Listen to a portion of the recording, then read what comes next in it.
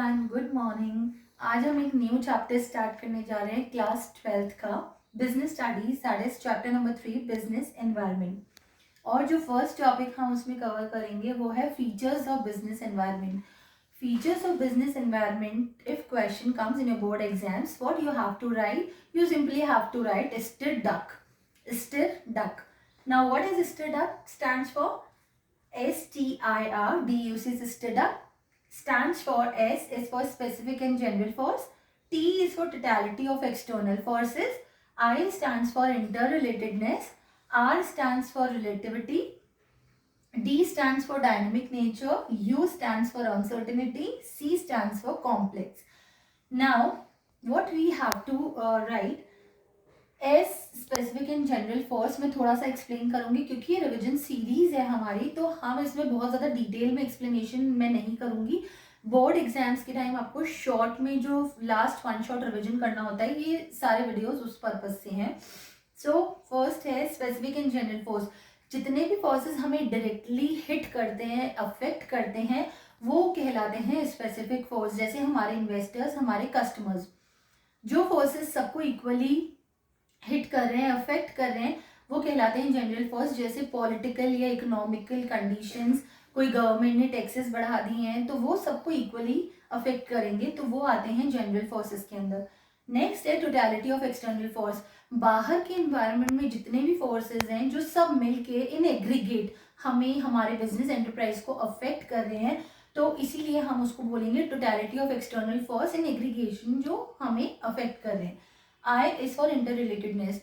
Business enterprise में हर चीज इंटर रिलेटेडनेस होती है, उसका बहुत इफेक्ट पड़ता है। जैसे फॉर एग्जाम्पल, आप आजकल लोगों की हेल्थ एक्सपेक्टेंसी या हेल्थ कॉन्शियसनेस बढ़ गया है, तो उस वजह से उसका इफेक्ट सिर्फ उसके वजह से उस दूसरी चीज़ों पे भी आया। जैसे हेल्थ प्रोडक्ट्स, आपके प्रोटीन पाउडर्स और इन सब की बहुत ज़्यादा सेल बढ़ गई है, बिकॉज वो एक दूसरे से कनेक्टेड है, हेल्थ और जो भी हेल्थ से रिलेटेड चीज़ें हैं वो। तो ये एग्जाम्पल था अपना इंटर रिलेटेडनेस का।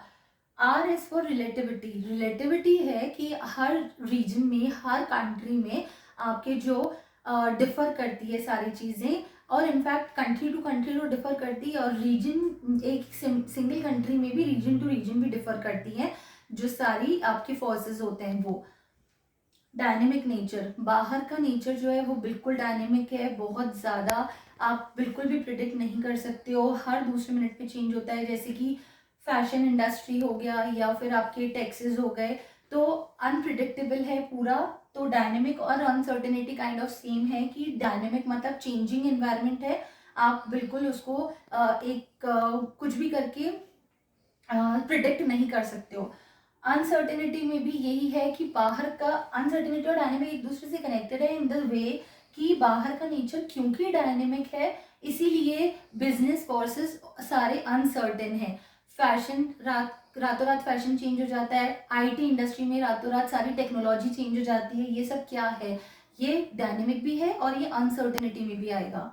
सी कॉम्प्लेक्स, ये जितना भी है फोर्सेस का, हम ये सारा बहुत ज़्यादा कॉम्प्लेक्स है। इसका मतलब हम किसी भी चीज़ का एकदम डायरेक्ट इम्पैक्ट पता नहीं कर सकते हैं। जैसे कस्टमर ने किसी भी चीज़ के प्रोडक्ट की डिमांड बढ़ी है या कम हुई है, उसमें हम एग्रीगेट में ये देख सकते हैं कि प्रोडक्ट की डिमांड बढ़ी है या कम हुई है, बट उसमें इकोनॉमिक का कितना हाथ था, इकोनॉमिक फोर्सेस का, सोशल का कितना हाथ था, पॉलिटिकल का कितना हाथ था, हम उसको एकदम एग्जैक्टली नहीं डिस्क्राइब कर सकते हैं। इसलिए ये टर्म बहुत कॉम्प्लेक्स है, ये एनवायरमेंटल फोर्सेस वाली।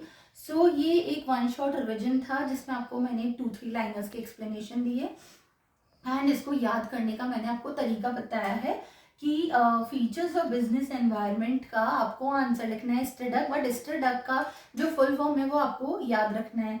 ये जो है आप एक बार स्क्रीनशॉट ले सकते हैं इसका। Okay, thank you.